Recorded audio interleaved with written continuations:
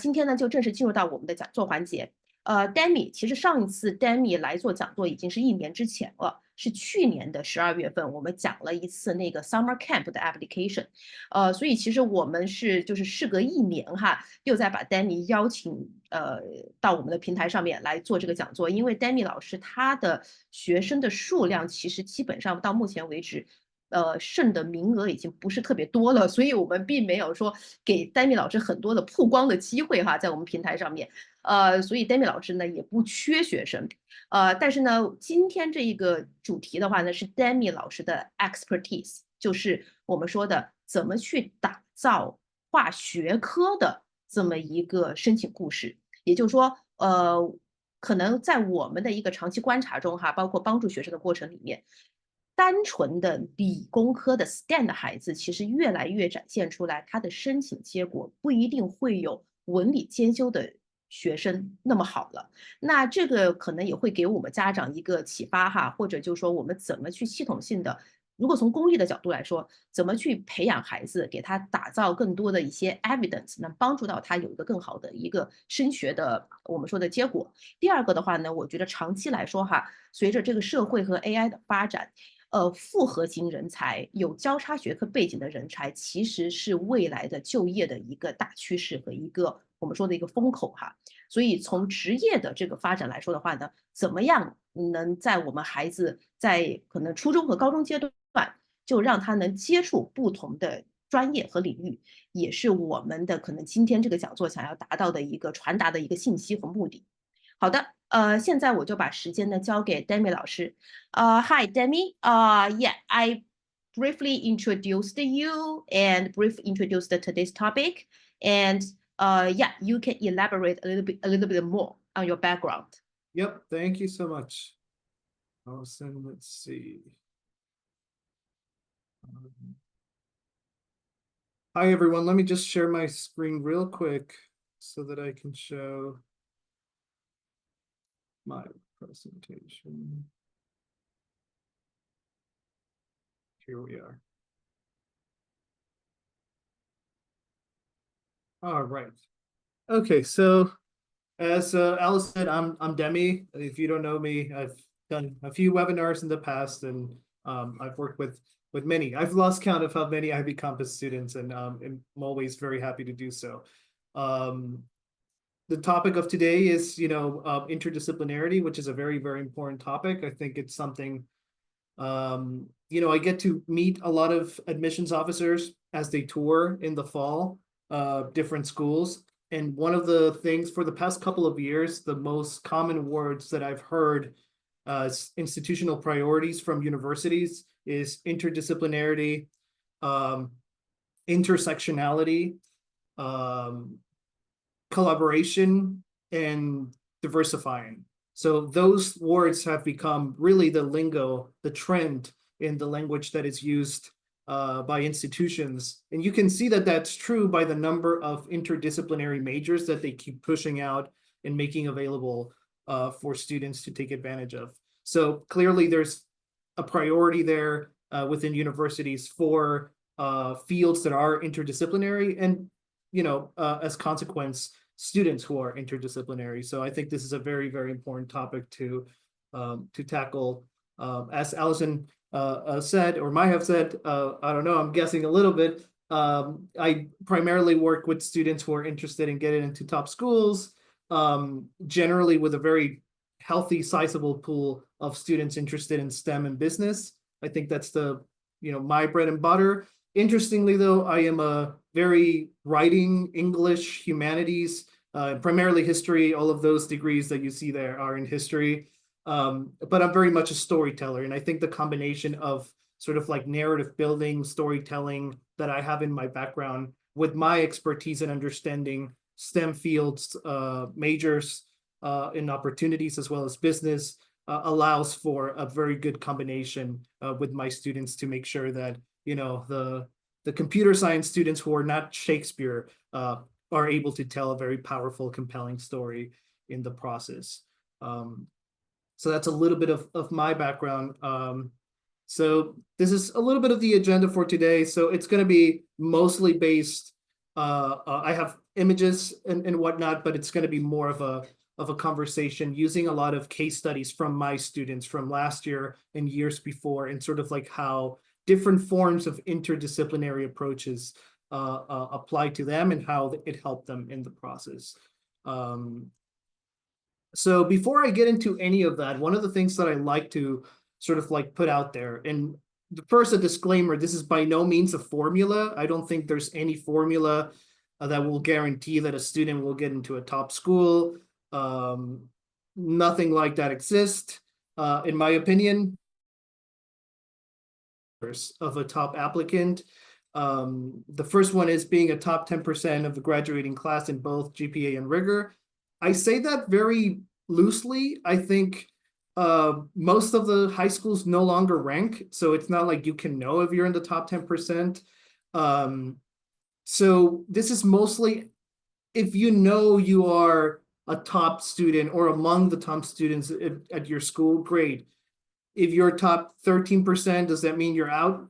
Not necessarily, right? These things are all very subjective. You might be top 10%.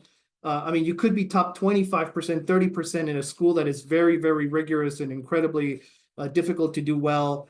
You know, that will have an impact. So it's all within the context of the school. So for some schools, it will be the top 2%. For others, it will be the top 50%. All of these things vary. This is a very general understanding that if you are in really high standing within the context of your school, which is always what matters, the context of the school, you're fine. So as a general guideline, you know, being a top 10% or around 10% of the graduating class is really important. GP and rigor, what I mean by rigor is simply the courses that you're taking. So are you challenging within the context of your school, right? Some schools offer 20 APs, some schools offer none.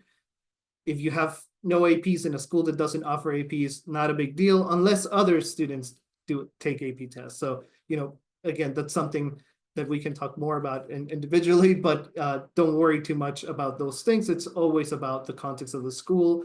And if you're taking the most rigorous classes available within your school with the highest GPA, that's more or less what I mean there. The other thing of standardized testing, which is making a strong comeback, as most of you know, I'm sure, you know, continues to be very important, probably more so than in the past few years. So I still think a 1550, 35 plus ACT score normally gets you in the equation. There seems to be a little bit of a push for sometimes even a little bit higher scores when it comes to SAT. So, you know, 1570, 1580. I think it depends a lot on the major. It depends on the breakdown and all of that. But as a general rule of thumb, I think being in the mid 1550s generally is more or less where we want to be. If the aim is to you know, shoot for a top 15, top 20 school, and so on. A compelling and powerful narrative. And here's where this whole idea of being interdisciplinary applies, which is why the 4 last pillars are bolded, is because that's where interdisciplinarity actually plays a role. So how do you achieve a powerful and compelling narrative? Well, usually is by, you know, making sure that there's a narrative that is cohesive. So if a student develops an interest in a particular field, does the choices that they make curricularly, the classes that they're taking, say that also, as well as, you know, maybe competitions, summer programs, research and whatnot, which is similar to the idea of you know, a clear evidence of passion that's normally deliverable. So anything that it's tangible. So publication, a presentation, a mobile app, or all these different things. So the story part is more or less how you got into that field, and maybe the story of how you've developed and taking different opportunities. And the clear evidence is sort of like the opportunities themselves, both curricularly, extracurricularly. So those two things are sort of like in conversation with another all the time. The last one, which is also in conversation with the other two, is a commitment to making the world a better place. This one is really important, and it's one that is sometimes overlooked. So if you are really smart and you have developed a very particular interest in, you know, a couple of different fields, and you're doing research and doing everything well, but you sort of leave it there and you are in the ivory tower, creating great research and studies for things, but not, giving back to the world. For an undergraduate application, that's often not great. So one thing that is really helpful is sort of like making sure that we're doing things to get back to the community, to make the world a better place, whether that's through a children's book that's written, or through a nonprofit that does something, or volunteering, or whatever it is that is giving back to the world. That's something that's really important. The last one, and I think this one is particularly important if the aim is like a top 5 school, is what I call the X factor.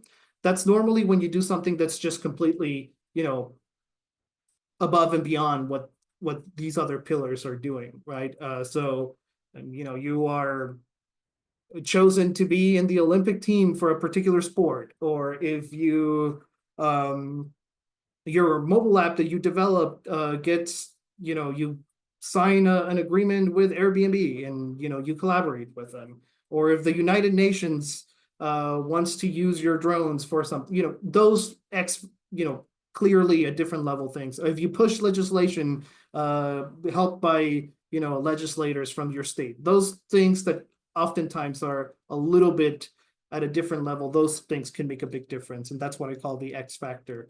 There are different levels of X factor. There are different things that they could do. Are they absolutely necessary? Does everybody who will get into a top 5 school need an X factor? No.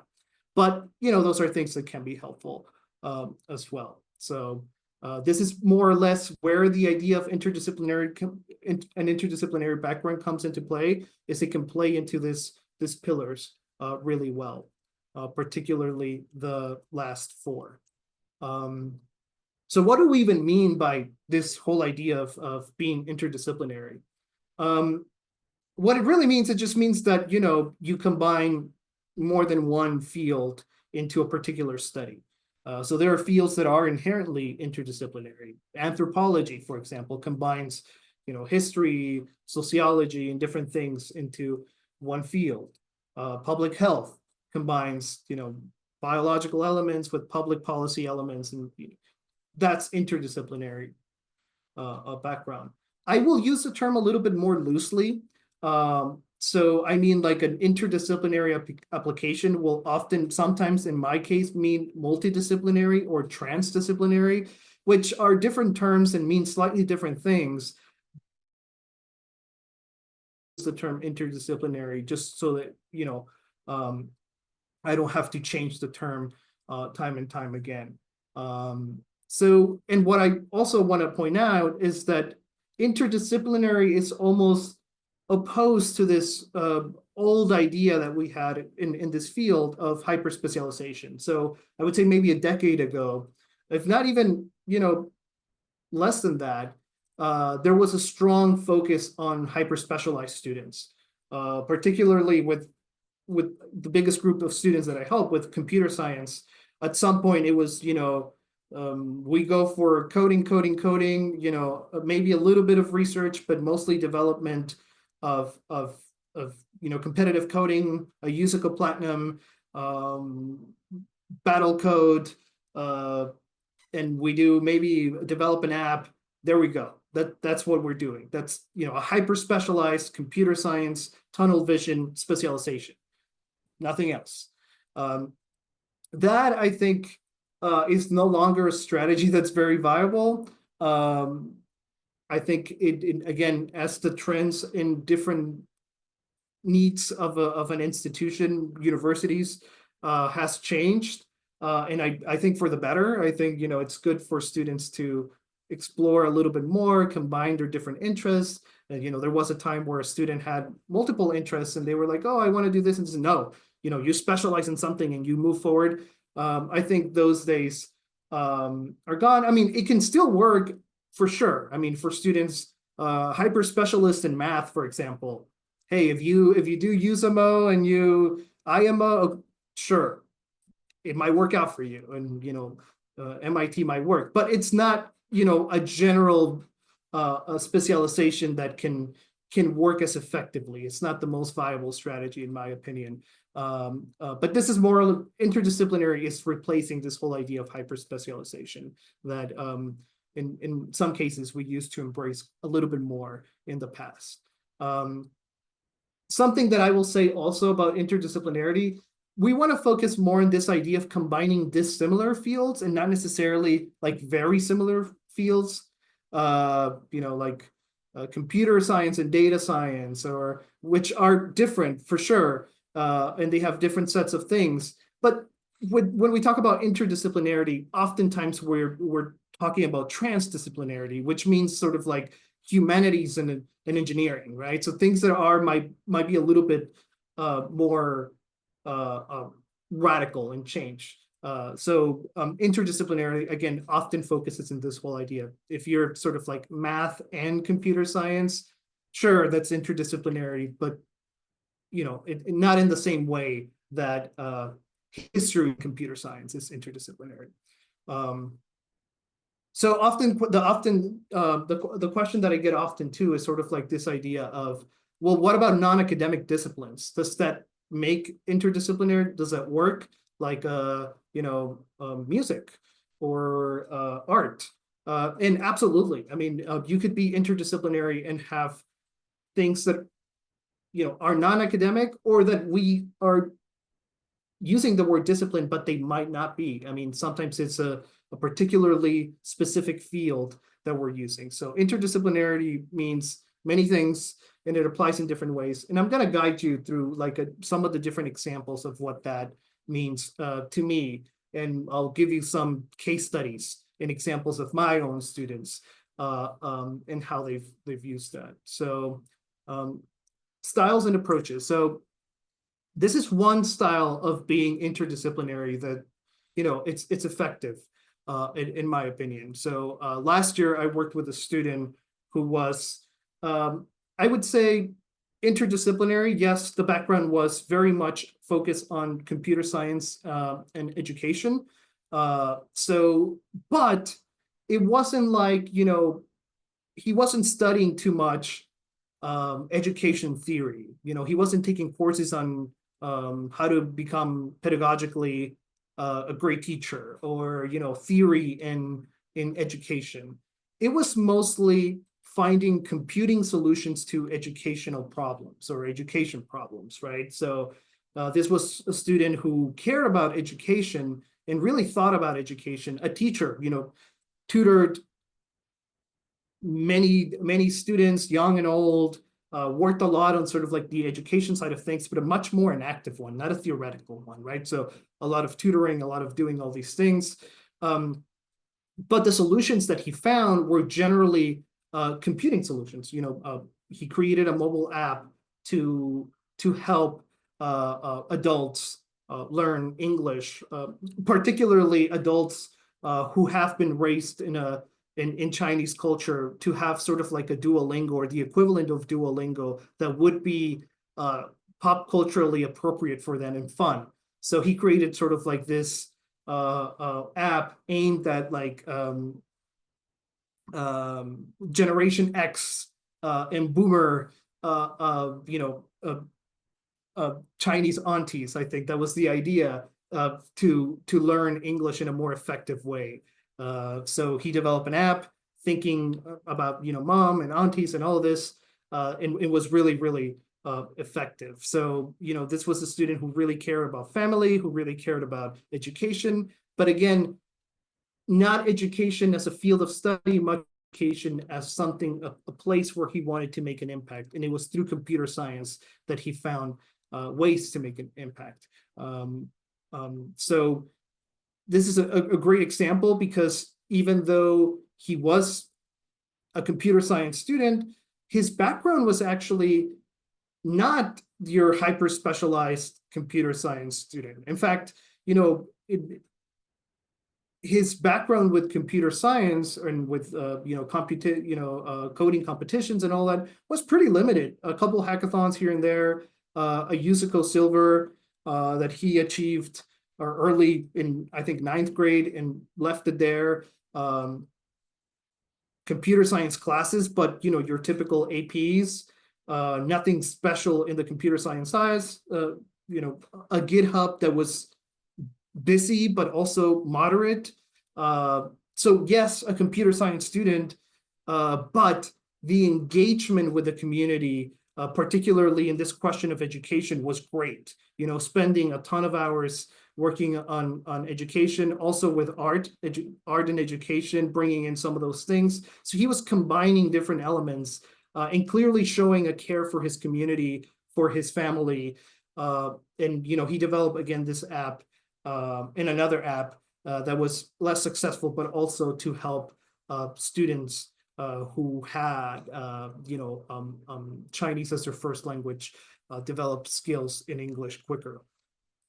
So this student, for example, competed against other students of mine, particularly one who was that hyper-specialized case, right? Computer science platinum, ranked in Codeforce's top 100 in the country. You name every single competition in coding, he had it, at a very high level. But of course, because he was so specialized in this, computer science stuff, he didn't have the diversity of experiences or the, community engagement at the same level that this other student had. And, this were both Carnegie Mellon applicants in the 80 round. And so, not surprisingly to me, but surprisingly to perhaps many, the student with the education background got in to the computer science program, not even one of the interdisciplinary programs, not the computer science program. So this tells you a little bit about the institutional priorities of schools. So you can tell that there's a little bit or something different. If you had told me that 7 years ago with Carnegie Mellon, I wouldn't have believed it. They used to accept a lot of the, Usica Platinum, and, if you could show that you could do the computer science or especially the coding element. And I think, there certainly have been going in a different direction for the past few years. So this is something that to me was interesting, but also not surprising. And, similar GPA students, in fact, the one who was stronger with the coding had a slightly higher numbers. Similar schools, both in very, very, very competitive. So one like a Fairfax County top school person versus the other Palo Alto top school. So very similar, I would say, very similar background. So it's not like, oh, well, one was applying from Iowa and the other, no, this was a very similar applicant. So you can get a sense of the importance of this type of backgrounds. So again, this is the example of sort of like discipline plus application, right? So you have the main discipline, which is in this case was computer science, and then finding solutions through computer science for a very specific field, which was education for him. This one is multidisciplinarity, really, more than interdisciplinary. It's the idea of developing two different fields, but not really combining them as much, right? So last year I had a student whose background was in mechanical engineering in classics. I would say at a similar level, really. So, great achievements in classics, almost every award that you can get in classics, he was doing very well with those things. His mechanical engineering background was good. A couple of research papers that were not connected to classics at all. He had one little paper that he wrote, but it was not even published or anything about sort of like mechanical engineering in the Roman Empire. That was the extent of the combination that he had. But he had parallel development of these two different fields. Did research and competitions for both of them, expressed a clear love for both of the fields.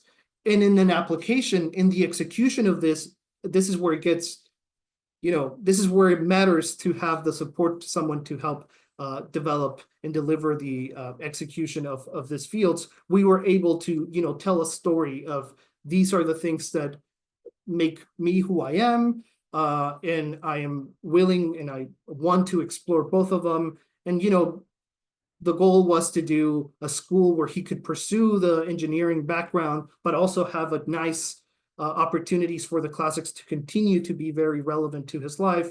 And so he did a Columbia engineering application and was successful as well. So this is, again, a very specific type of way of doing interdisciplinary work. Again, this is multidisciplinary work. It's a multidisciplinary application, but this can also be effective.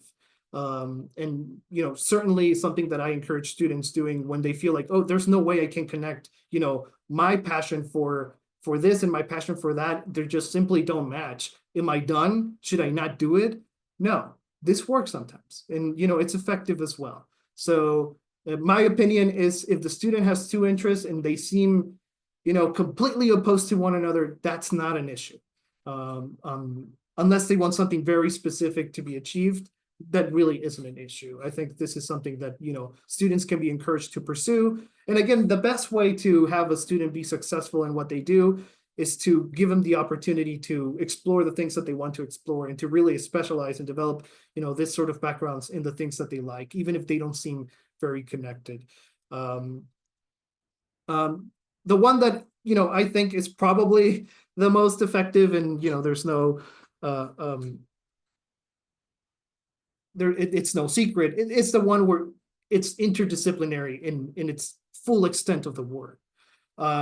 So, for example, another student last year, computer science and the environment, right? So this was a student who had, you know, computer science, computer engineering background with research in that area, as well as, you know, a Yusuko Silver as well. You know, your typical background with computer science things, but also equally at an equal level, environmental stuff. So also research, not in the intersection between computer science and the environment, but just the environment. And also research on the intersection between computer science and the environment. So here we have, similar to this whole idea of the student with classics and computer science, a parallel development that then combined into an interdisciplinary focus for both. So there was research again on computer science, research on the environment, and then the intersection of both. He ended up developing like a mobile app that combined both as well as research, very effective research that combined both. You know, the student really worked on developing both at the same level. So it wasn't computing solutions for environmental issues. It was fully developed, but not, of course, no platinum, no 100 competitions, no top 100 in computer science. Just at a good level, both of them, and combined to create a very niche, compelling, powerful story. So because, again, you know, this background is more unique, you know, you cannot, if you focus on hurricanes and computer science background, that's niche enough, right? There are not going to be many people who have, you know, clearly, you know, two research papers on, or one research paper on a hurricane, and then another one on computer science, and then another one on, you know, the ways in which computer science can help with hurricane detection technology. That's not something that it's going to be very common. And I think that's when you can see that evidence of passion and, you know, a clear, compelling narrative is when a student is able to embrace two things, take it to the highest level that they can. I mean, do they have to, you know, do it at the highest level in the country? No, just showing that they could do it and that they were really passionate and in love with this field is really enough. Again, depending on what it is, the student applied for Cornell Engineering and was successful as well in an all of these, honestly, in an ED round. So luckily last year was a good year, and out of my 15 students, 13 got into the early round. So these are all early round applications. So you can see that there are like many different ways to engage with interdisciplinary stuff. So I get this question of like, okay, but this has to be very specific, right? That means I have to combine them at the same level, or that I have to have computer like solutions for that, one field to find solutions for that. And the truth is, it is a little bit more flexible than students and parents often think. So it requires a bit of a conversation, yes. It might be a little bit more challenging to combine, certain things with others. And that's why we would have a conversation about it and we would work on those things. But again, interdisciplinarity, in my opinion, if the student is, motivated by it, it's definitely a winning approach. So getting a little bit more strategic, interdisciplinarity can be a great strategy. And this is in many cases, I'll paint this first picture, right? Let's say you are a ninth grader who loves, again, I'm using computer science a lot, but that's just because, again, my pool of students that I work with, but you could think of any other field. Let's say biology, just to change it up a little bit. You're a student who in 8th grade decided that, you love biology and you want to be a doctor when you're old, and then you go through 9th grade and that's true. And you maybe start engaging with a bio club and, you do some work with LLS and you donate and you shadow a doctor, and then 10th grade comes and you're still kind of excited about it and you give a shot to USABO, and then maybe you try a little bit of MDO, you're trying the Olympiads, the medical Olympiad, the biology Olympiad, and that's fine. And then all of a sudden you realize at the end of 10th grade that, oh, actually, I loved my history class or my English class. I don't think I like it as much anymore. I don't think, the pre-med bio thing is for me. It's a very competitive pool. I can see my other friends that they were already very successful with USABO and NDO, and, they already got, 5s in AP Bio and AP Chem, and I'm so behind and I don't even like it that much anymore. Well, interdisciplinarity is there to save you. If the student says, okay, well, actually, what I did enjoy was my history class. And you can always then say, well, you can find a way of combining, say, history with biology as a way to help with that. There are programs, many programs, HIPS comes to mind. It's the UChicago has one that's like, history and philosophy and biological and medical sciences.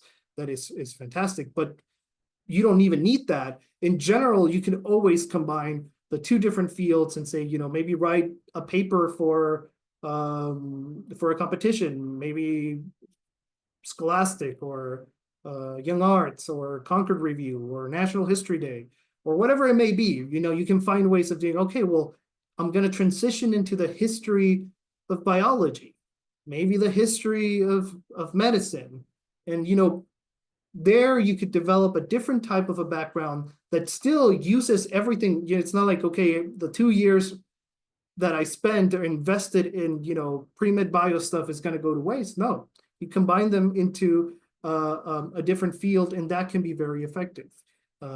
So definitely that's something that you could do. There are cases where it's not that clear cut. And I've had students that, 1 year they loved biology, the next year they decided that they loved computer science, then they decided that they loved sociology, then they decided that they love philosophy. And guess what? Even for them, there's possibilities. There's, science, technology, and society. There are all these multidisciplinary, interdisciplinary opportunities that could be used in a narrative as well. So I would say the beauty of the interdisciplinary opportunities is that there's almost no wrong answer anymore. If the student is with the right guidance, is making the right decisions and how to combine things and, tells the narrative in an effective way, I think there are ways to make a compelling narrative, even if different interests, which again, they're teenagers and perhaps organically that's what they would do, but they decide to hold on to something just because they think they should.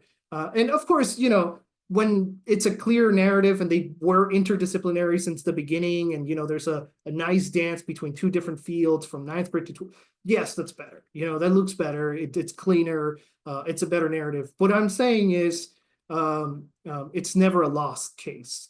We can always work on a particular interdisciplinary approach that as a strategy can be incredibly helpful. And this has helped, I've had students get into STS programs, the UPenn STS program with this. The example of the biology, computer science, sociology, and philosophy is an actual student. So and she ended up getting into UPenn, the STS, using the STS major. She ended up doing economics, but the STS major was her thing, and it was successful. Not only was she successful, it was a far reach for her. Like I had estimated she would get into like a top 25-ish school, and then she got into UPenn. So again, not only was it effective, it was like surprisingly an overachievement as well. So these are some of the things that you could do strategically with interdisciplinary approaches as a strategy. But I wanted to talk briefly about sort of like this combinations that I think are they're not comprehensive. There are many others that are very effective, but these are the ones that I have seen to be very, interdisciplinary friendly. One of them, of course, is computer science, because the deliverables are very versatile, right? You can make a mobile app about anything. You could make, computing solutions to anything. Projects can be very flexible. So if you have a computer science plus X, and that X could be really anything, it could be art, it could be history, it could be biology, physics, whatever you name it, it's generally going to work. So again, for those students who love computer science and are scared of the hyper specialization that can go through with it, this is a nice way of combining different things, and it will make them a more attractive computer science student, but it also might make them a more attractive whatever the X is. If they end up feeling like they will not have a great shot as a computer science, having a computer science background in whatever field will make them a more attractive whatever field applicant. History, I mean, not because I'm personally connected to this field, but it is a one that you can also connect to basically everything. Biology, any field, engineering, any field can really be connected to history. And the great thing about history is that there's so many like competitions out there that work out really well. If you look at the writing competitions, they generally all have like a history component. So whether it's Concord Review, National History Day, but even like John Locke and Crimson, Bennington, any type of competition always has a certain connection, or you can make that connection to history. So history is one that, again, connects very well, but there are also many opportunities to do things with history. And of course, the beauty of it, that it's also not the most competitive field. So not many people apply as history majors, and where you are able to combine, for example, if a student is planning to become pre-med, but they apply as a history major in a combination, but they also take advantage of biology things that they need to learn so that they can be strong in college. This could be a great combination and a great strategy. Art, art is probably the quintessential field. Again, not a non-academic field, but it allows for great things like a portfolio. I mean, last year I had a student whose background was basically physics, great physics background, really good stuff in art. She wrote an illustrated book that had explaining art for teenagers and with a lot of art. And then she had exhibitions like art exhibitions where artists, including herself, presented a gallery of a lot of paintings that represented some kind of a physics concept through art. And she had a beautiful portfolio, and it was all about this great dynamic between art and physics, playing with these tropes of how different they are yet very similar.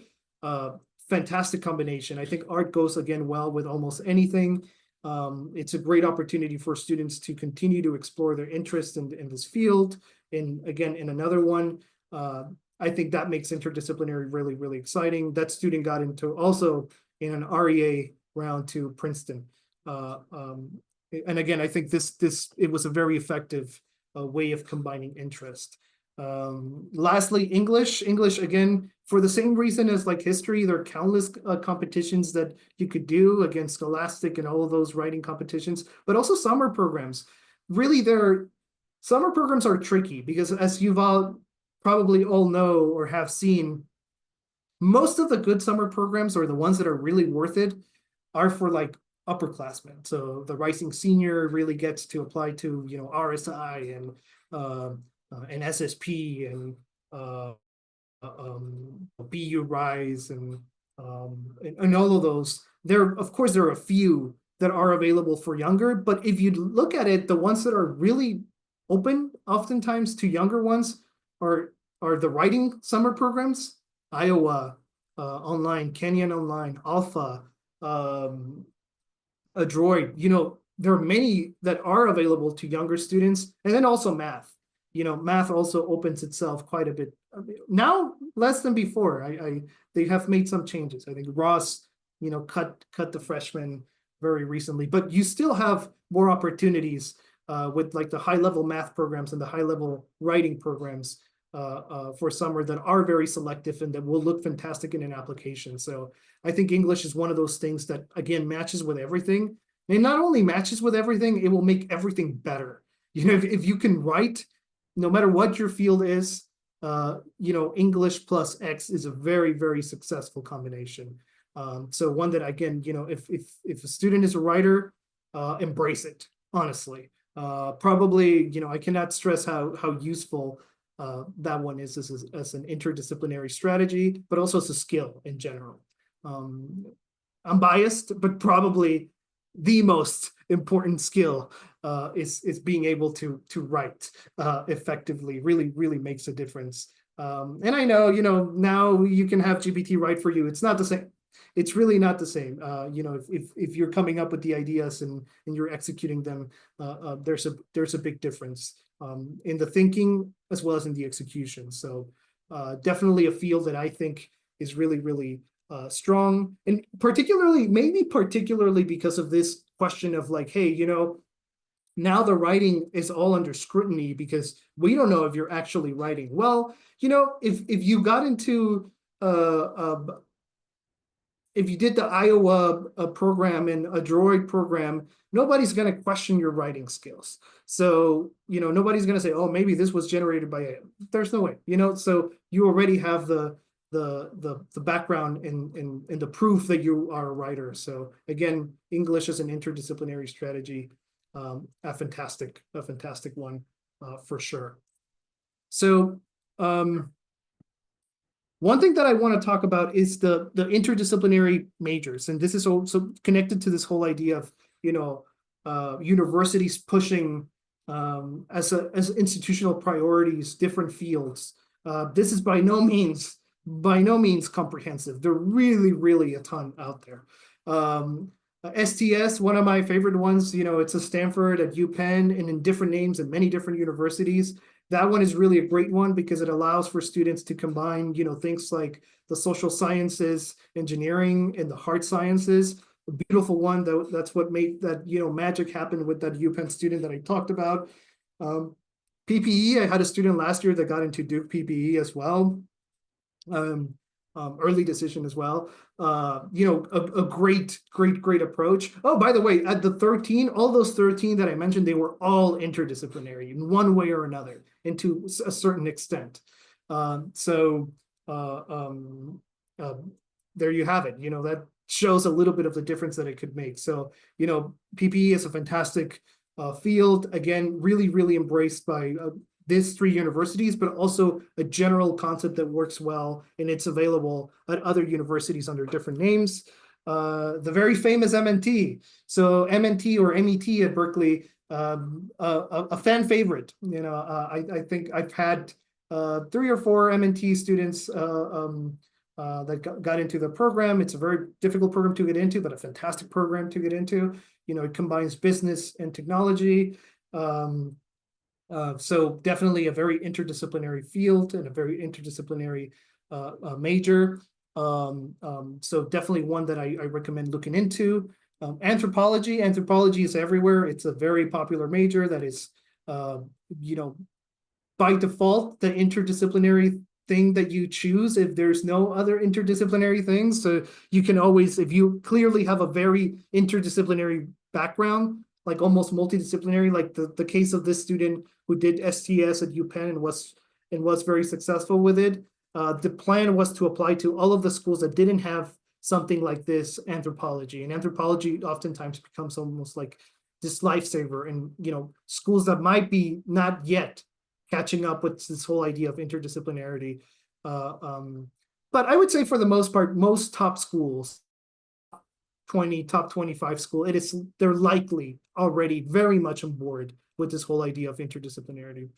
Public health, public health has become probably one of the most common, most effective interdisciplinary fields to explore. So again, you know, it combines pre-med elements with, you know, social impact elements, which is a beautiful combination that, you know, helps a ton. Now there are a lot of students that are combining public health plus something, right? So interdisciplinary plus disciplinary, which again, I definitely recommend doing.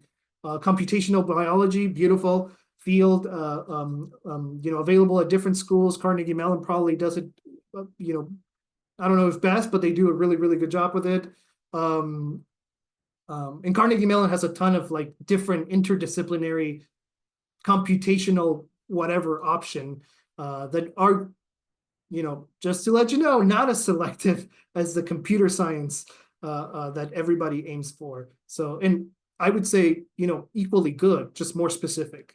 The HIPS that I was talking about, you know, history, philosophy, social studies, and social studies of science and medicine. Fantastic program at UChicago, but also available at very many different schools under different names. There's the history and technology and science, history of science. All of those things are really, really big.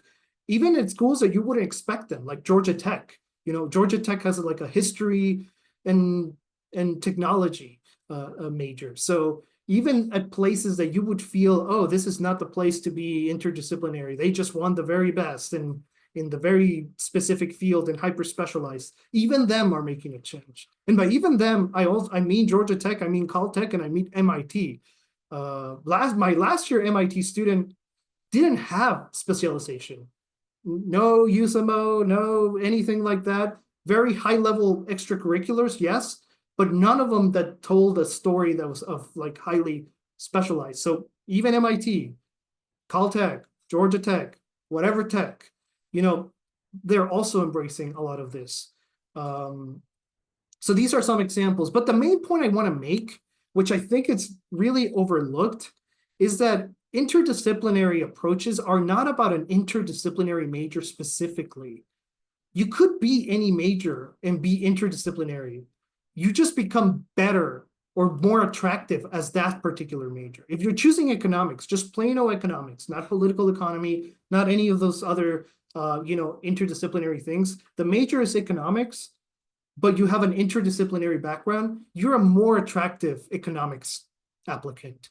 Computer science, you become a more attractive computer science applicant. So by being interdisciplinary, you don't need to choose a major. It really, I mean, you could if the interdisciplinary, like if it is clear that the best fit for you, at least for the purposes of the application, is STS, by all means. But that doesn't, and you know, maybe you don't want STS because that's in the College of Arts and Science, and what you're aiming for is an engineering program. You will be a better engineering applicant if you have a background that is more interdisciplinary. Again, you know, hyper specialization will work, but you just need to do it at a super high level. And even then, sometimes the results may vary. So again, I'm not trying to say, well, let's all go for interdisciplinary majors. They are great. I love them. I think I'm all for them. But the interdisciplinary approach is not just necessarily for interdisciplinary majors.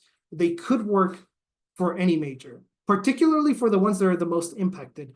You have no idea how difficult it is for admissions officers, even for me when I see computer science applicant, to tell them apart. They're all the same. Everybody has the same activities. Everybody has the same things. Yeah, you are in the computer science club. Yes, you do USACO. Yes, you participated in this hackathons. Yes, you did.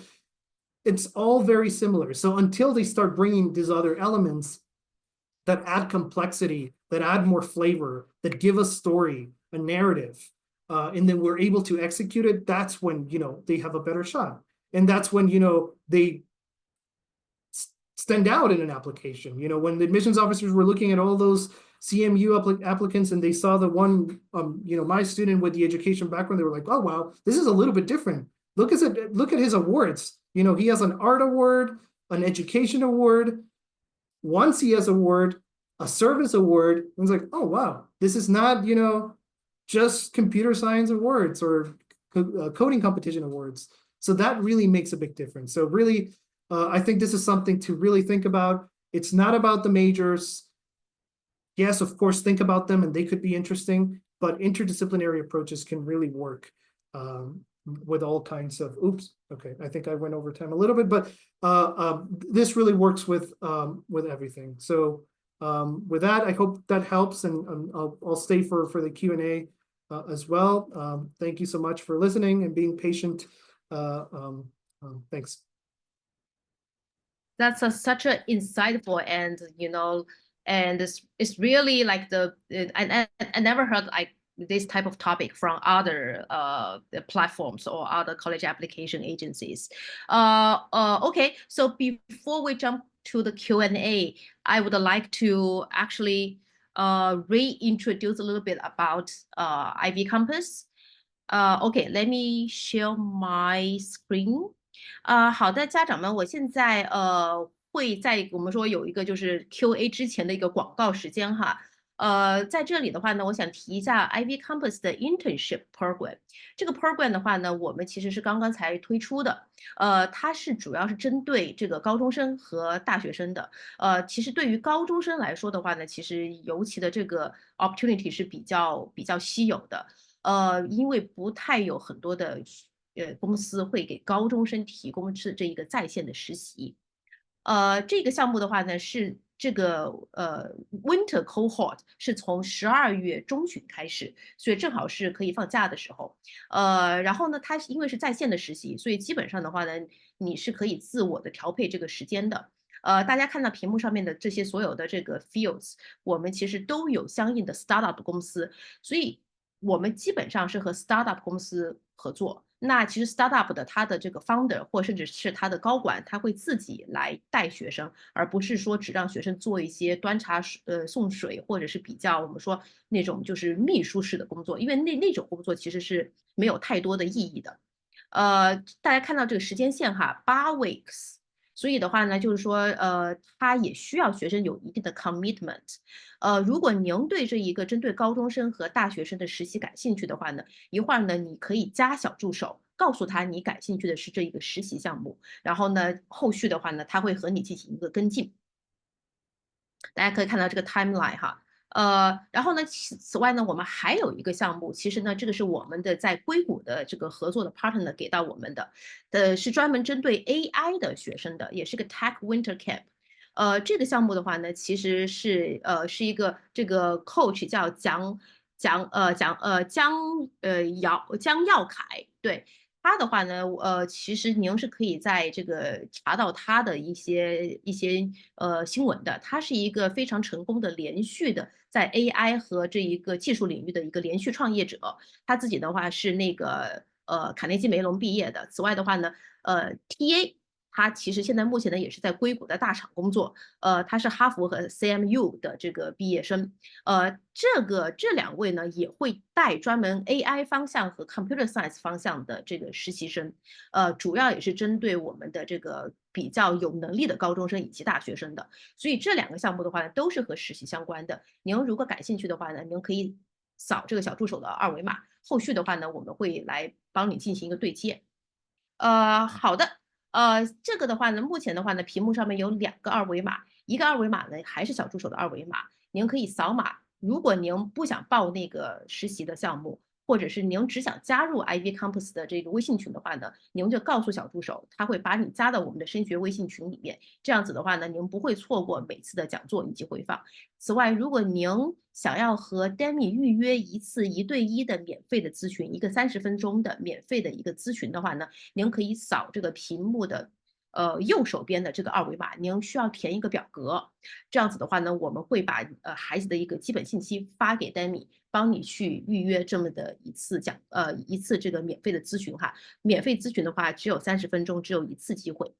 Okay, Demmy, now I think we can jump to the questions. Actually, we got a lot of good questions.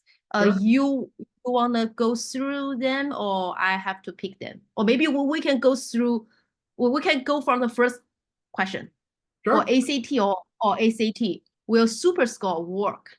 Or is better from one composite test?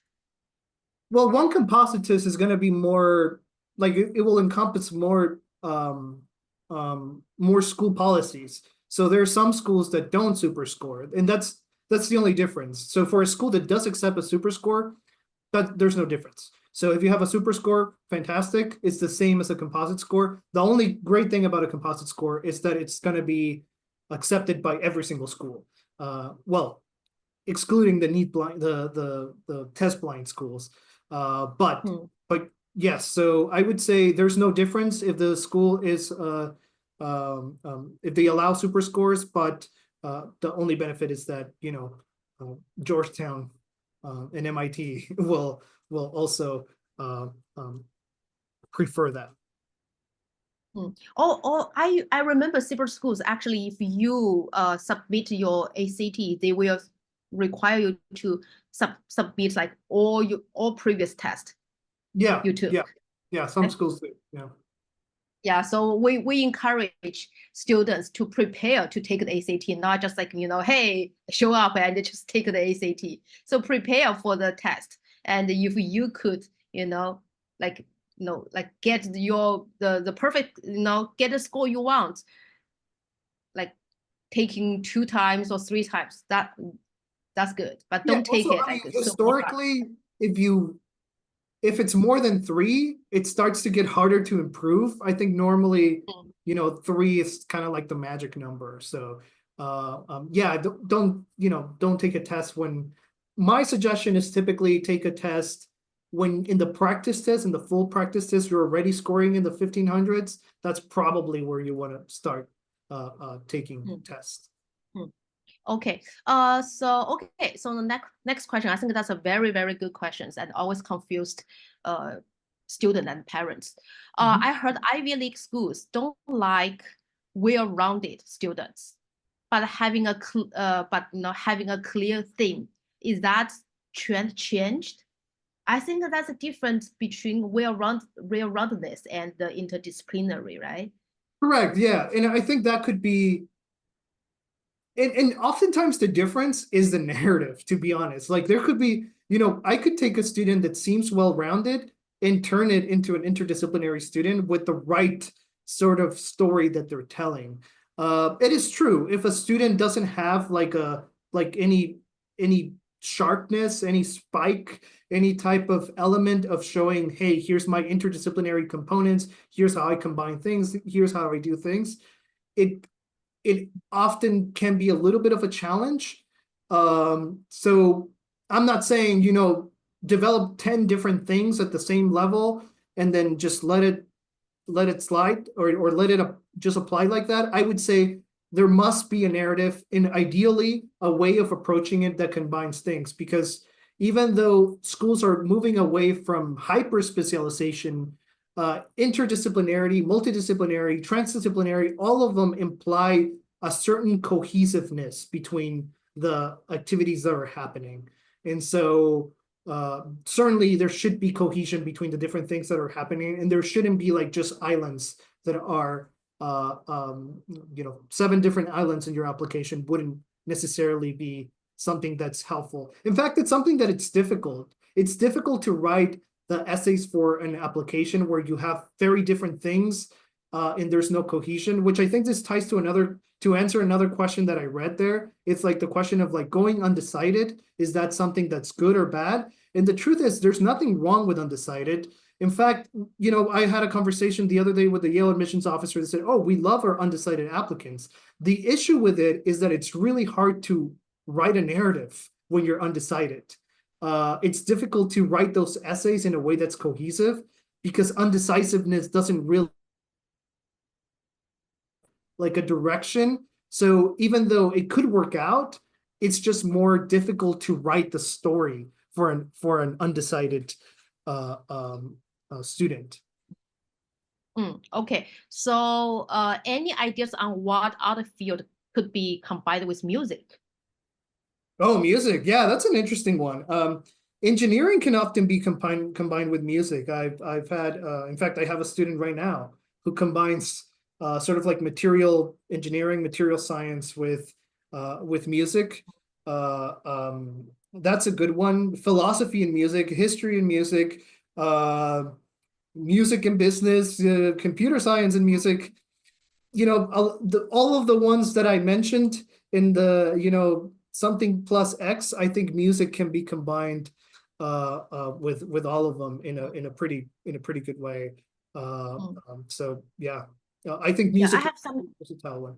Yeah, I have some very good examples for music plus X. So because we are IvyCompass, we have a very good music mentor, and he's very good at combine music with other fields. So we had students combine music with environmental science. You know how he combined it. So basically, he's a bird watcher. He loves watching bird. So basically, he know how to compose. So basically, he just say, "Hey, I observe the nature, and then I compose songs with the like try to copy how birds chirp or something like that." So it's still got some way. You still have some way to combine with unexpected field and music combined with psychology, very common because it could turn into music therapy, right? And music and math, because they say rhythm actually is also a math. And I personally I saw students submit a portfolio to me, music plus 天体物理 is like outer space, like physics, something like that. So basically it's so it's like the album. So basically the thing is the physics or something else. And he just like, hey, that's my inspiration. I compose some songs, based on this inspiration. Yeah. Yeah, it's sort of like the example of the student that I gave that did art and physics. You could do an album that's inspired on or with like the theme of a concept. So yeah, I think music is probably one of the most versatile things to combine, for sure. Yeah, but it takes some time and energy to dig through, to dig deeper. Sure. Yeah. And okay, so what kind of diversity do we need for different fields? I don't really, but I don't really understand this question. What kind of diversity? Like how different the fields should be.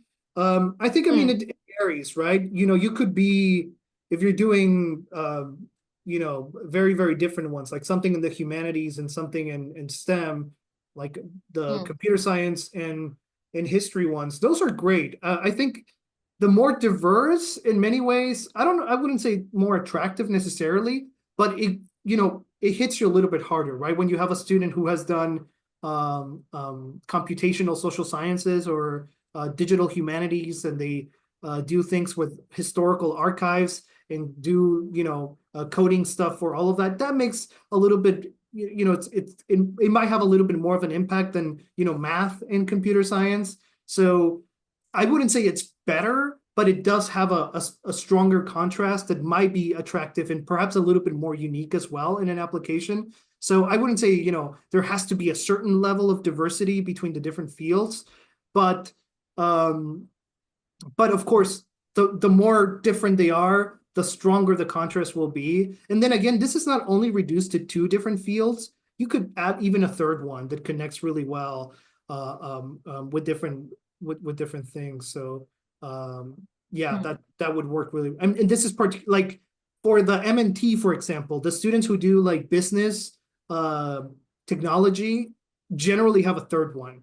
Like all of the M&T students that I've had in the past, 5 years that got into the M&T program have been computer science, business, and environment. So 3 different things. And, I don't think that's the recipe to get into M&T. I think you could do different things. In fact, I have a student right now that, I'm hopefully she's going to get in that doesn't have the environment component. Yeah, I think sometimes you could combine more than 3, particularly when 2 of them feel a little bit more pre-professional. So I saw there a question too, many questions about like finance and what they could be combined with. Finance and computer science, the fintech background is probably the most typical one that people would go for. Obviously, I mean that field, I would say I've seen the question about like career-wise. I do think if you have like a very strong background in like high-level math with high-level economics and high-level computer science, you probably will be fine in life. Whether you go tech or you go finance or you go fintech. Career-wise, if you don't want to go to grad school or if that's not the plan, that's probably, again, I'm answering 3 questions at once. A fantastic field to go. A difficult application because computer science is probably still the most competitive field out there. Business is close as a second, third most selective field. So combining 2 very selective fields can be hard, but definitely good when it comes to like prospects for the future. Okay. So Demmy, could you actually elaborate a little bit on the M&T program? I guess maybe most of parents they are not really familiar with this program. There's hard to get in, right? Most are hard to get in program. Yeah, it's one of the hardest programs to get in. It's a Wharton with the School of Engineering. It's a Penn Wharton with the Penn School of Engineering program that combines management from the Wharton School with engineering from the School of Engineering at UPenn, and it's an interdisciplinary. Gives management foundations to tech-driven students who care about business, particularly entrepreneurship, though I think it can also work for like finance-driven students with the right narrative. And M&T is one of many. There are versions of this that works with USC Marshall. UC Berkeley has MET, which is another program that's very similar to M&T. So there are many out there.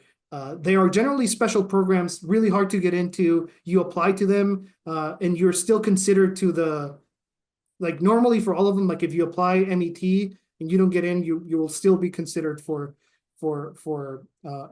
acceptance to the school. Same with M&T. So these are generally special programs. Yeah, they're not a double major. So these are not double majors. These are special programs that are interdisciplinary. Double majors are a fantastic way to show interdisciplinarity, right? So if you are really interested in the intersection between psychology and sports, and you choose kinesiology and psychology as potential majors, you could definitely write that as a narrative and it would work out really well. Even if the school doesn't have an interdisciplinary combination of the 2 fields, you can always say you plan to double major, and that can help in an interdisciplinary approach. Okay. Okay. So my question will be, to follow your question about the double major. So a lot of parents ask me do they have to apply to the double major at the, at the time they apply, or they could just, apply for one prospective major, get in, and then. No. You don't apply to a double major. You're not applying to 2 majors. In general, I mean, the truth is, with very few exceptions, you don't apply to a major. You apply to the College of Arts and Science, you apply to the College of Engineering, with some exceptions, and in some schools you do have direct acceptance into a major, but in most cases you're applying to the college, you declare interests, like, I have an interest in economics, and I have a secondary interest in psychology, and a third interest in mathematics, that doesn't mean that you have to, triple major. And those are more or less for them to have a sense of where you're going to be going once you're in the college. But no, you generally are applying particularly, you're showing a first choice interest in one particular major, and that's mostly what they're going to look at.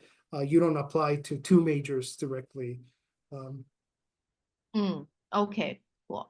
Okay, so this one is a good question. What computer competitions the student need to take, or get some awards at high school level, and then that would be helpful for applying for computer science major in college. I guess, like, you're talking about the, like top colleges. So any competition? I mean, if you ask me, if you ask me 4 years ago, I would say Amy, the US Computing Olympiad, and then maybe one more that might be a little bit more collaborative, like a Battle Code or something like that. Nowadays, I don't even know if there's one that I would say. Generally, I think as a rule of thumb, we want to do AMC and qualify for Amy for anything engineering, computer science, math. I think, unless you're in a state where those things are not a thing and nobody knows about, in general, I would say, we definitely want to show that math background, an AMC, an Amy qualifications at some point would be good to have. Are they crucial and you're done if you don't have them? Maybe not, but I would definitely recommend having Amy qualification.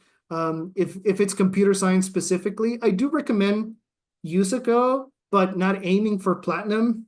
It's too much work, and it no longer. Okay, well, for the purposes of an application, I think if you are USICO platinum, that's a fantastic skill that will help you in the future. A USICO platinum would probably walk into the performance interview of a top tech company and do well. So beautiful skill, definitely worth it. But for the purposes of applying to a college, I would say a USICO silver would be good. And then, in my opinion, after that, hey, if you have a scholastic gold key in writing, and that's where I would add the diversity of like competitions. Yes, you have the Amy. Yes, you have the USICO to prove that you can do these things in a competition level, but also you have maybe other competitions or awards that are from different fields to add to your background. Okay. Anything could be combined with economics. Yeah, I think it's combined with a lot of stuff, right? Yeah, economics is one of those things that you can, and there are a lot of majors that combine with economics. We have, the example of PPE that we gave. There's political economy. There's econometrics with, math, and there's behavioral economics with, psychology and economics. Economics is probably, of the social sciences, alongside history, the most versatile one. But very hard to get in. So, okay, so economics is great and versatile, but also generally the first or the second most selective choice in the College of Arts and Science. So keep that in mind as well. You could be versatile with economics, but it's a very, very popular choice. How about business school and economics? Because I have a lot of students. They try to they said, hi, I want to go to the Wall Street, right? And I want to go get into the business school, and I also want to get into Ivy League schools. But come on, like not many Ivy League schools they have business school, right? So if they want to like expand their school choice, they need to consider economics as well, right? That's right. When I have students go both path. But I mean, in terms of the competitiveness of which one is much more harder to get in, do you think a business school or economics? I know business. We'd say business school in general. I mean, it depends on the business school, right? But if I'm thinking, my mind goes to Wharton and Stern, Dyson, Marshall. In general, the business school will be a little bit harder to get in because it requires more specialization, right? It requires more of a background in business, whereas the economics background, where you need it, but I do think generally getting into the business schools can be a little bit trickier. Yeah. So, but still, economics is a difficult one to choose. But again, I think you are an advantage. Finance, like having a finance background is great, but finance is one of those fields that, it's very much about generating wealth. So you really want to balance it with how do you make the world a better place? So finance and financial literacy. And, so again, economics is a tricky one. I definitely recommend strategizing on ways of developing a great economics narrative, because it could be, if you're just like finance bro type of, hey, I'm going to do all for generating wealth and all that, it can be hard.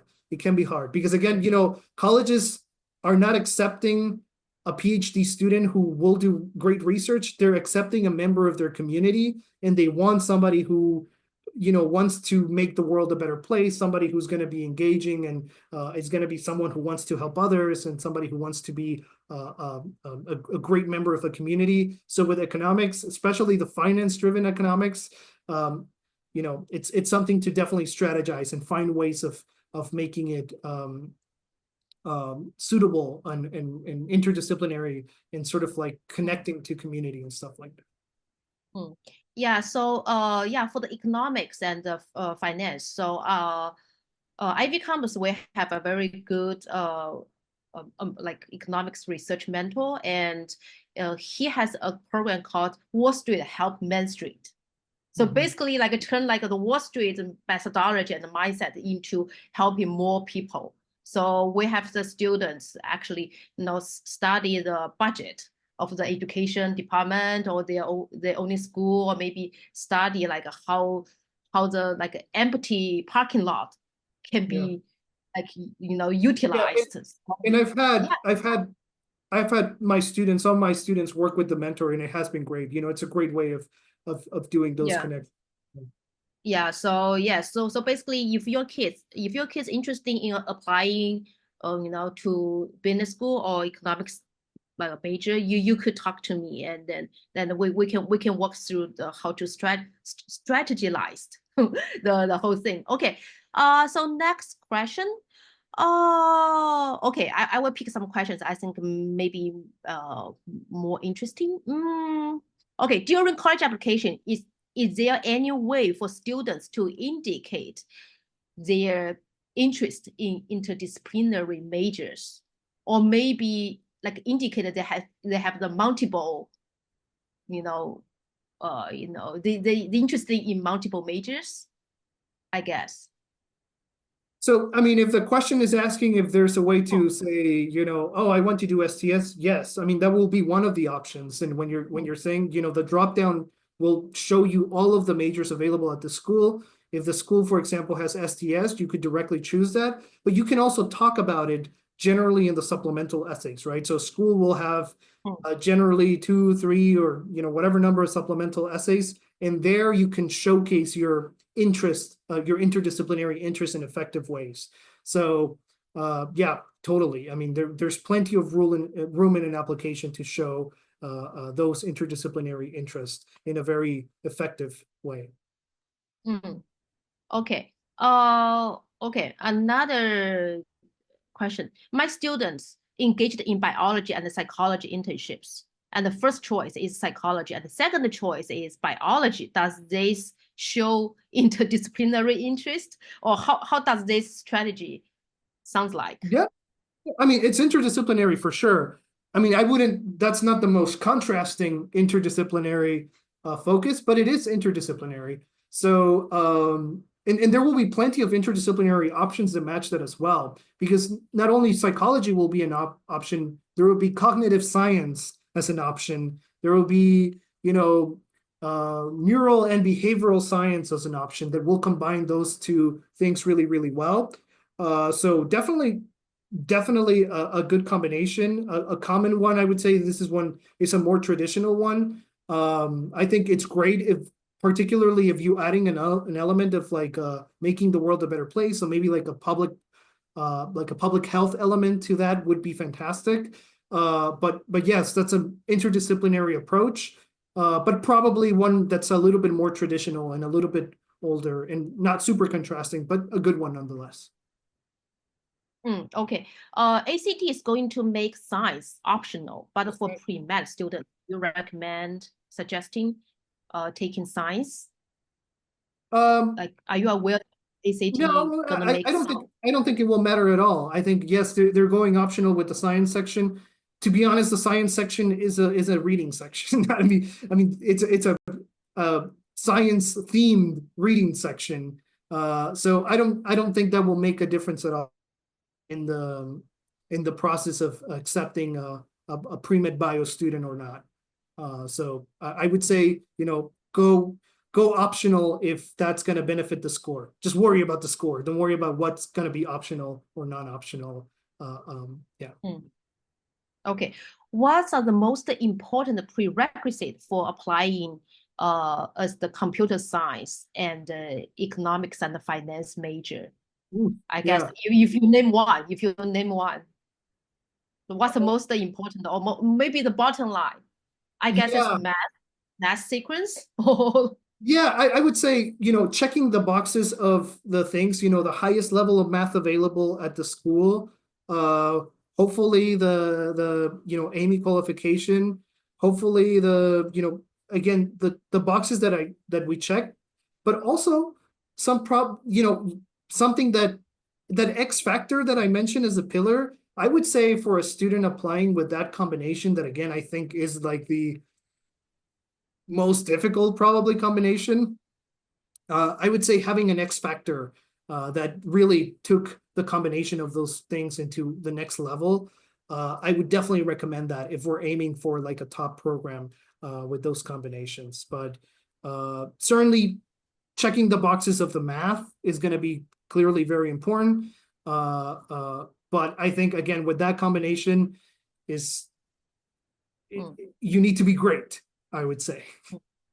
Okay. So somebody asked us, Demmy accept students in the summer after junior year. You mean like a 12th grade, right? Currently, I think Demmy's 12th grade is, I mean, we have one or two spots left for the current junior year students. 12th grade students is already like all full. So it depends on which year you're talking about. So you could maybe scan the QR code, fill the form, and either me or my other colleagues will contact you. So so let's talk about more like in details after this webinars. Okay. Okay. Oh, 3D. Okay. Is there are interdisciplinary program for students who is interested in 3D printing, remote sensing, and geospace? Oh yeah. Yeah, I was just looking yesterday at a USC introduced, I don't know if this year or last year, they introduced a major within the College of Engineering, and also one within the College of Arts and Science that is like geospaces and 3D something. So right, specifically for you. So there are probably that if they don't have specifically all of those boxes to be checked, there will always be certificates and like minors and different things. I think most schools that have like an engineering and design type of program will have space opportunities, labs, and things for students with those interests. So for sure, I would say, it's niche and it's great, but I think there will be plenty of opportunities out there. Again, there will be some majors out there. Perhaps not every school will have, but there will generally be opportunities that, using another major you could combine and also write about in an application effectively. Okay. one parent asked this question twice, so let's give the direct answer. Could you just submit one SAT score if the school asks you to submit all your test scores? No. If you have multiple tests and the school is telling you to submit all of them, I would submit all of them, because they could check with College Board and they would know that you've taken more. So I would not try to, not do that. Okay. Today we got a lot of questions. I mean, all are very good questions. So the next one for Ivy League and MIT application, do you think a combination of mechanical engineering and music minor will help? The child compose and has a passion in jazz, has got silver in Ontario. It's like Canadian parents.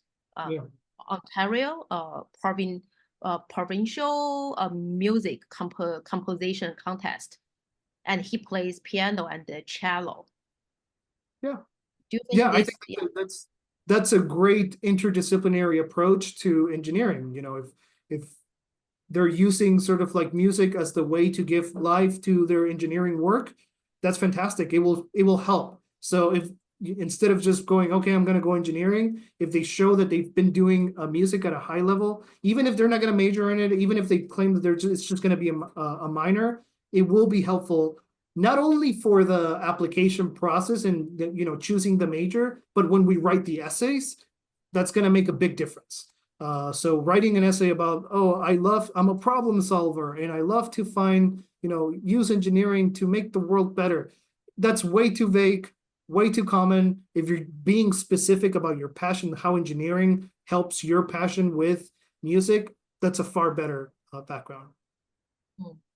So basically, I guess what Demmy is trying to say is actually, if you could find the connection between mechanical engineering and the music, not just like, hey, they're just I would find a connection. Yeah, I wouldn't just keep them separate. I think finding a connection, especially with music, because music can combine really well, I think it could be definitely a good one.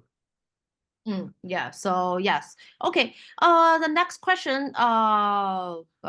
How can finance be combined with STEM? I think we talk about this, right? Finance and STEM, the finance with computer science, right? Yeah, we talk about this. Well, and I mean, there are majors. There's one major. Columbia has a major called financial engineering in the School of Engineering. That's a clear example of those combinations. So there are plenty of opportunities for that type of background. Okay. So how closely should I watch the school and the colleges for their course design? I think that's a good question. Yeah, that's a great question. I think it's helpful. I mean, particularly if you've identified this is my school. This is what I'd love to go to Cornell, for example. Let's say Cornell is a school that we're in love with, and that's, we know that that's probably going to be the ED option, which, by the way, my suggestion is don't fall in love with one school. It's good to have options open. Admissions are a weird thing. So you might not get one very top, but you might get the other. But in the case that, if particularly if there's one school that it's particularly attractive, sometimes you could really benefit from that. For example, Cornell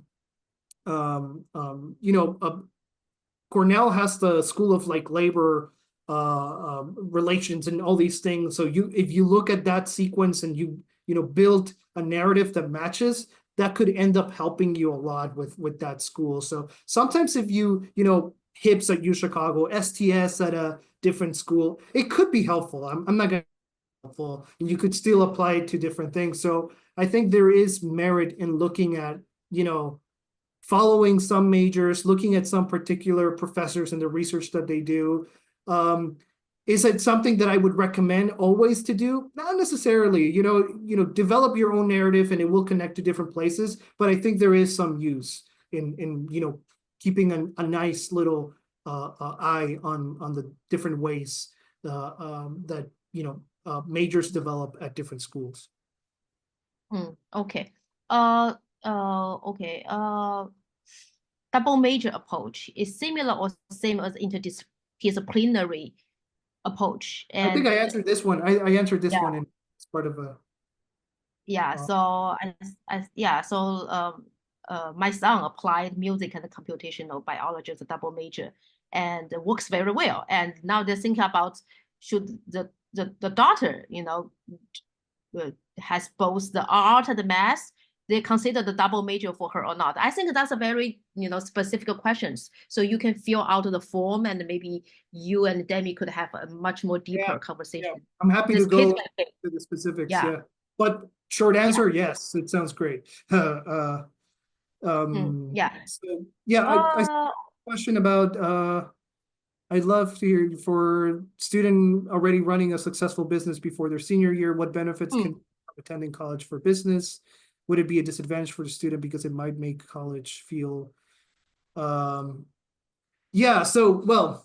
here's the question. I mean, here's the thing that's a little bit more on the philosophical side. This is a very, very personal opinion. So please just take it as a very personal opinion. It's not necessarily a professional opinion, it's a personal. To me, business school is fantastic.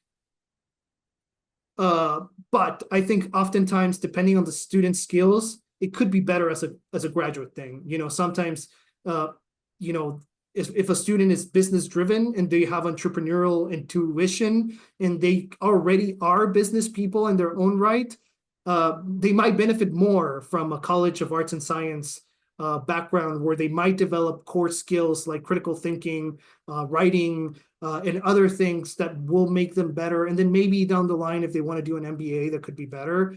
But I would say for students that love business and they're lacking the pre-professional skills still, that's maybe for the ones that I would recommend business school. But in general, I think, business school is a pre-professional background, and you might miss out on some of the core developmental skills that you get from a liberal artsy college education in the College of Arts and Science or even the College of Engineering. So yeah. Okay. So you can, Demi, you can choose some questions you think might be interesting. Let's see. How about, go ahead. Yeah, that one's a good one. So great question. I mean, there's the best way to research a school is to visit the school. So if you have the opportunity to visit the school, please do. Info sessions are useful. Please take notes, not on the things that you can Google, but on the things that are beyond Google. I think that's a great way of doing. Having said that, if you don't have the possibility of visiting the school, or in addition to visiting the school, websites are great. If you go to the website of the school, just make sure that you also go to the website of the particular professors, get a sense of the research that they do. Go to the school of the center for whatever, the lab of whatever. So not just the general website, but specific places. Other places that really show a great insight into a school is YouTube. Sometimes you just go on YouTube and look for different materials from students or the lectures from professors, and it will give you a nice insight. And the other one, really, its forums are great for learning more about the school and the perspective. You have to take them with a grain of salt. Oftentimes, it's like 19-year-olds complaining about their experience. But Reddit, for example, is a great place to get like an insight into a school as well. So really, there are many different angles that you could take when exploring a school. I would say, blogs and places like forums like Reddit, YouTube, the website, but going deep into professors and labs and all that, and then of course visiting the schools. A medical field and the art could be combined. Yeah, 100%. 100%. So I think that a medical field, I'm guessing like a pre-med bio or a public health or something like that. Yes, for sure. I think there's probably that's one of the better, if you have a portfolio that reflects your passion for helping others, that's beautiful. If you create an illustrative children's book about health. I have a student that just wrote a book, an illustrated book for children hygiene. So like with a public health element. So, that's a fantastic combination. Yeah. Okay. How strong your music needs to be considered as a strong candidate at Ivy League school applicants for double major? I mean, it depends on what we want for double major. If you want to be double major with a BFA, if it's the bachelor's of fine arts, right? Addition, and there are all these different elements that are difficult. That's going to be hard. You need to be at a high level. Maybe you did a Tanglewood. Maybe you are really good at music. So yes, if that's where you're going for. However, if the goal of double major is music in the Bachelor of Arts, like not the performing music, then to be honest, it's not that it doesn't matter at all, but it's far less important. So if you're trying to do double major music and another a major with the music major being an academic major, the performance is less important than the passion and interest in music. So that's the big difference. Okay. So materials engineering combined with sports, baseball. Oh yeah, it's great. Yeah. So anything materials with anything that requires a material is great.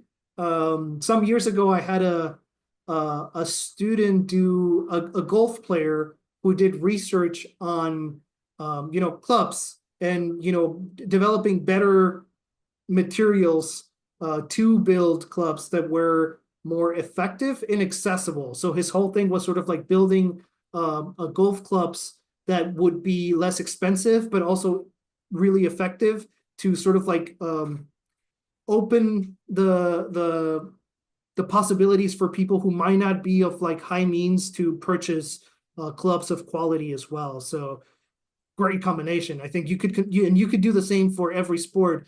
Even for soccer that doesn't require much equipment, a soccer ball research on, so definitely a lot of, or even like clothing kits and things like that. So materials engineering, material science, generally is often thought about with like computer engineering and, materials as in alloys and things like that.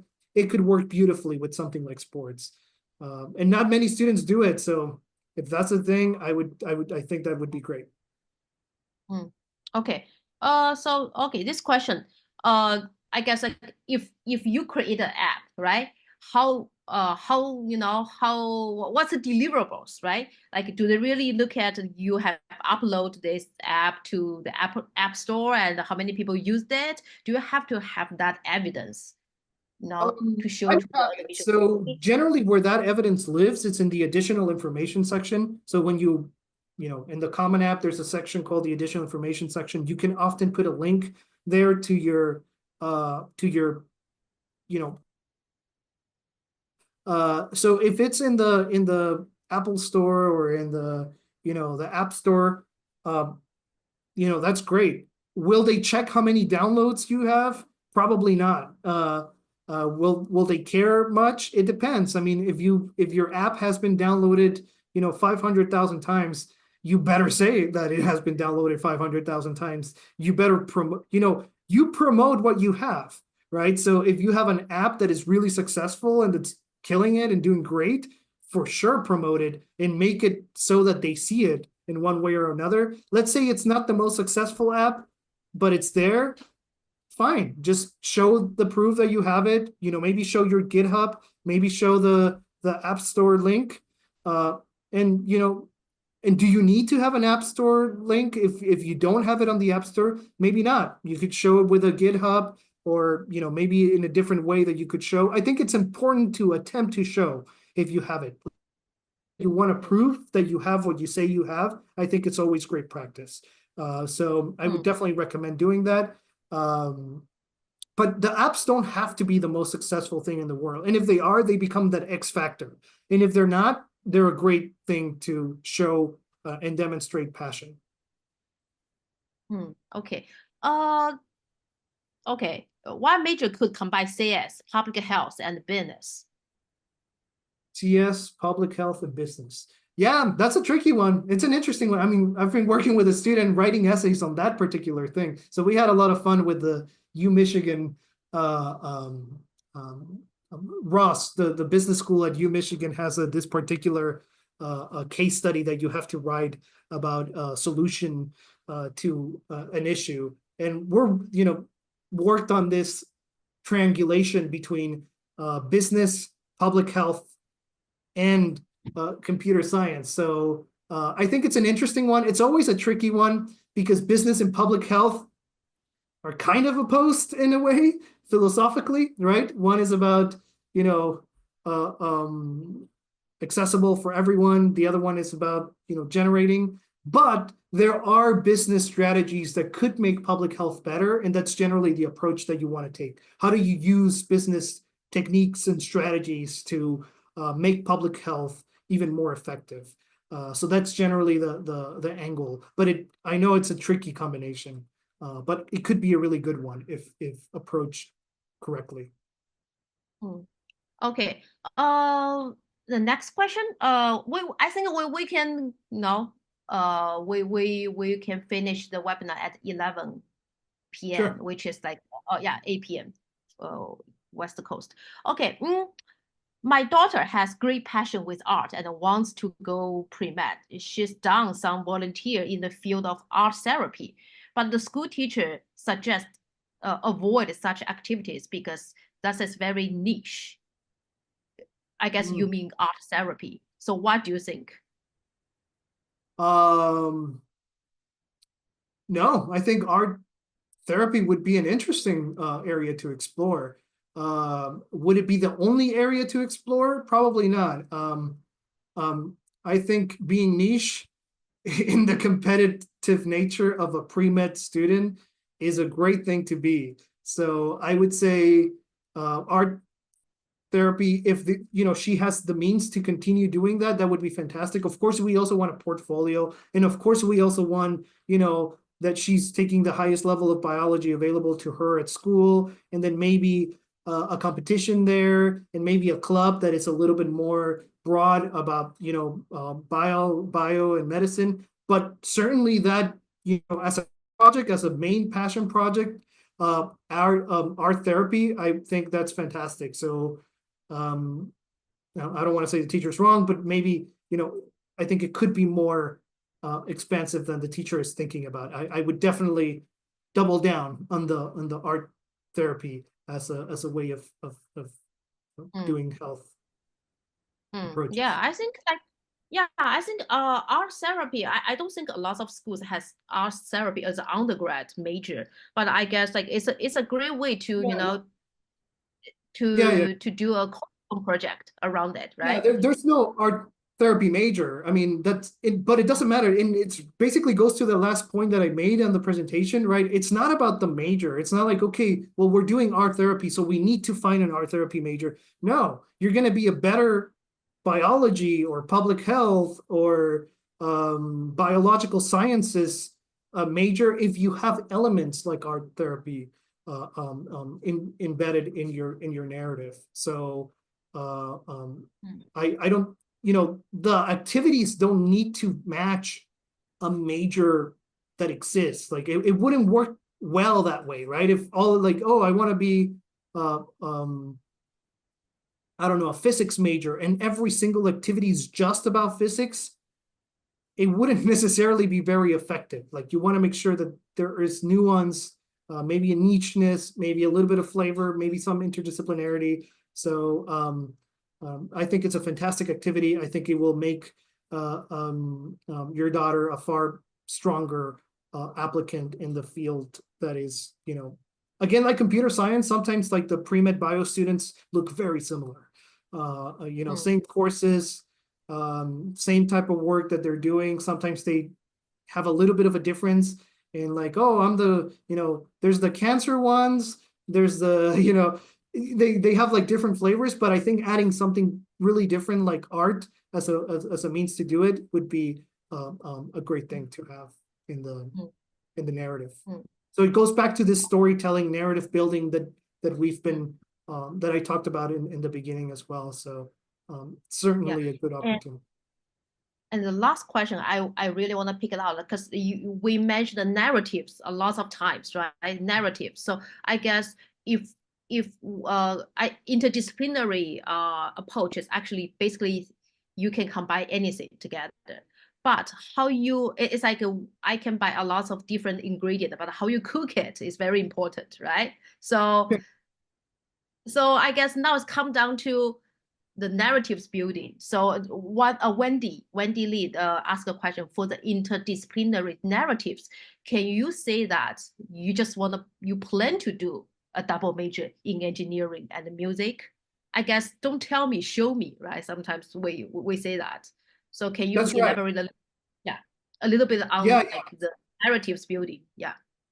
Yeah, so I mean, the truth is with interdisciplinary approaches, narrative building becomes even more important than ever, because it is about how you execute the combination of a narrative. And I guess I will address this whole idea of what is a narrative.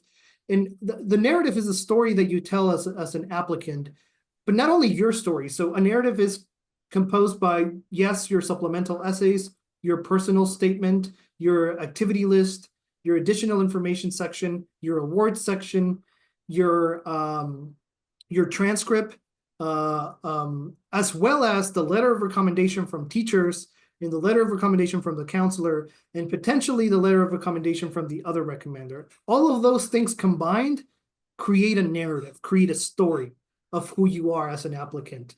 And the best way to execute that, and we can talk about this more as well. This is a whole nother webinar of like dealing with how do you build the relationships to get the letters of rec that you need, and all these different things. But the execution of that narrative will really, really be crucial. So it's how the decisions that you make when you read those 3 prompts of like, okay, Carnegie Mellon 3 prompts, how do you approach them will be crucial. How you show that interdisciplinary passion, how you write those essays in conjunction with your personal statement that will be showing something that's a little bit more core to your identity.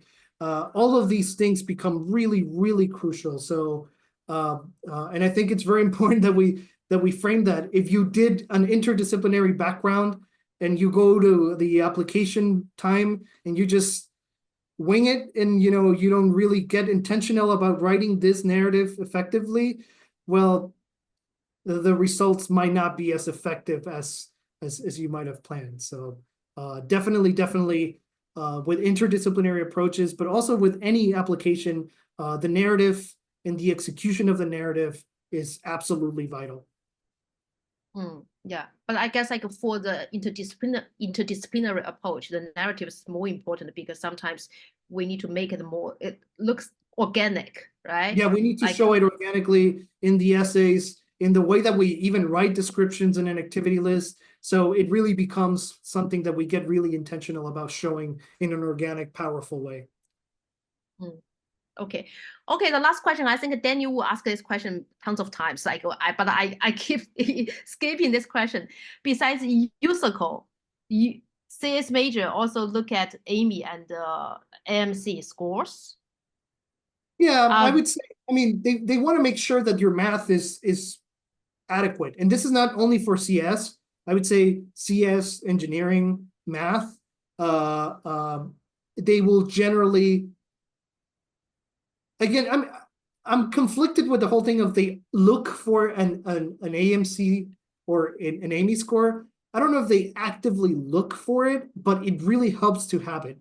It checks the box of, okay, this student can do math, and it's proven by their, AMY qualification. It's proven by their, high SAT score, but also, their highest level of math taken at their school.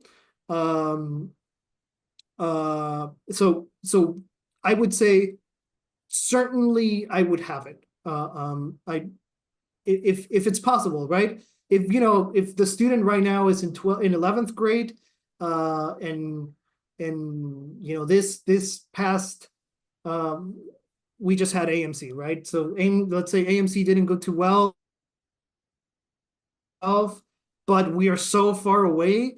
Do you want to invest 200 hours to get to that? Probably not, right? Let's focus on something else. But I think if it's possible, if it's attainable, if it's in close reach, I would certainly try to have an AIME qualification for CS, engineering, and math. For biology, I see the question, is it no, I wouldn't say in the same way as for CS and for the others, not necessarily, though it's helpful, it's nice. Being able to do math will be great. Yeah, AIME qualification is difficult to get. I mean, it really depends on the context of where you are, right? So for some students in New Jersey, Virginia, or say, Palo Alto, they've qualified since 9th grade every year, right? So, it depends on the context too. So if you're in a context in where most people don't have an AIME qualification,